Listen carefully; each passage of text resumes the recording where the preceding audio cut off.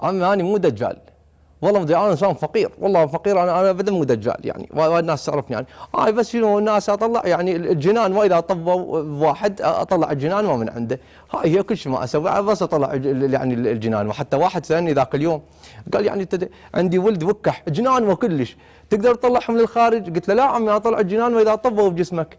قال عاد زين انا بطني دود تقدر تطلعه؟ قلت له لا والله ما اقدر اطلع. قلت لك انا بس الجنان واذا طبوا بجسمك هذول اقدر اطلعهم. فقال لي شنو هذا يا خرابيط تحكي فيهن انت؟ شنو الحكي هذا؟ انزين هو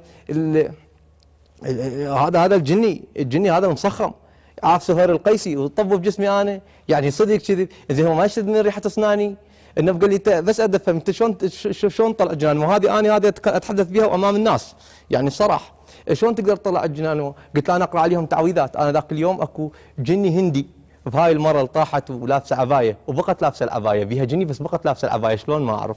وبغيت اقول له دغن دغن دغن دغن تشكن تشكن تشكن تشكن. قال لي هاي شنو؟ هاي تعويذه لو دعايه مال دجاج؟ قلت له لا مو دعايه مال دجاج، بس هو هذا كان هندي. قال انت شلون تعرف الجنسيات مالتهم؟ شلون تعرف يعني الجنسيه مال الجني؟ قلت له بسيطه، من مفتاح الرقم مالته، المفتاح الدولي، ما انا رقم الجني. قال الله اكبر الجني ترقمه؟ قلت له انا رقم الجني، وانا هذه اول مره اتحدث فيها يعني. قال يكون الجني ترقمه، لا عاد البشر اذا يعاديك شو تسوي له؟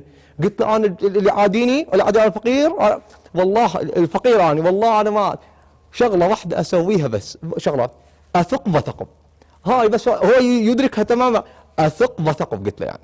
قال لي زين اذا قلت تطلع الجني وما طلع شو تسوي؟ تشتكي عليه بالشرطه؟ قلت له عمي هي دولتك، خل تقدر اول مره على البشر يلا تقدر على الجنان، دولي منا لا اثق بك، وانت هم مولي منا لا اثق بك.